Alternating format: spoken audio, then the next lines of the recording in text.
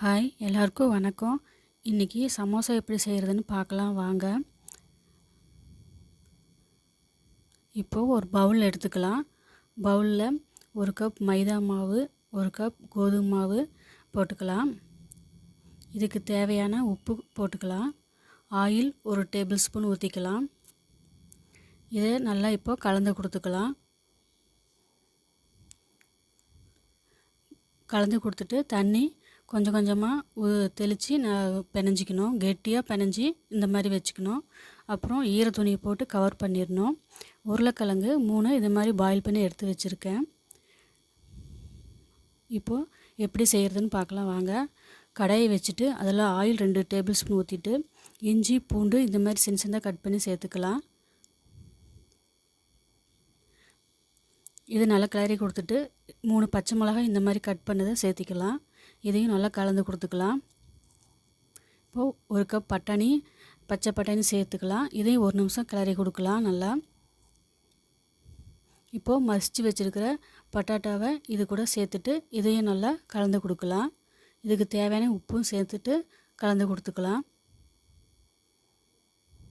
இப்போது இதுக்கு தேவையான மசாலாலாம் ஆட் பண்ணலாம். மிளகாய்த்தூள் 1 டேபிள் ஸ்பூன், கொத்தமல்லி தூள் 1 டேபிள் ஸ்பூன், சீரகத்தூள் 1/2 table spoon, garam masala 1/2 table spoon இதையெல்லாம் போட்டுட்டு நல்லா கலந்து கொடுத்துட்டு இது ஒரு பக்கம் எடுத்து வச்சுக்கலாம். இப்போது ரொட்டி இப்போ செய்ய ஆரம்பிக்கலாம். இதை சின்ன சின்ன பாலாக உருட்டி வச்சுட்டு இப்போ இந்த மாதிரி திரட்டிக்கலாம். இப்படி நல்லா திரட்டிட்டு கத்தி எடுத்து இந்த மாதிரி சென்டராக பார்த்து கட் பண்ணிக்கலாம். இப்போ ஒரு சைடு எடுத்து இந்த மாதிரி கோன் சைஸில் வர்ற மாதிரி ஃபோல்டு பண்ணணும்.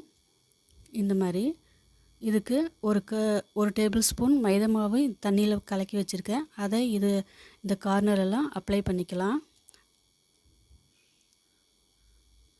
இந்த மாதிரி அப்ளை பண்ணிவிட்டு கோன் ஷேப்பில் நல்லா ஃபோல்டு பண்ணிக்கலாம். இதை இப்படி ஃபோல்டு பண்ணதும் கோன் ஷேப் வந்துடும். இப்போது இதில் ஸ்டஃப் பண்ணிக்கலாம் நம்ம மசாலாவை.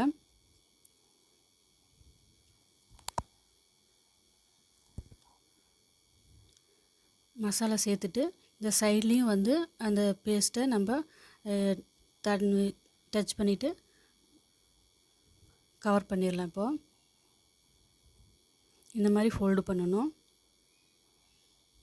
இதே மாதிரி எல்லாத்தையும் இந்த மாதிரி செஞ்சு வச்சுட்டு ஆயில் கடாயில் வச்சுட்டு மிதமான சூட்டில் ஒவ்வொன்றா நம்ம செஞ்சு வச்சுருக்கிறது எல்லாத்தையும் இதில் போட்டுடலாம்.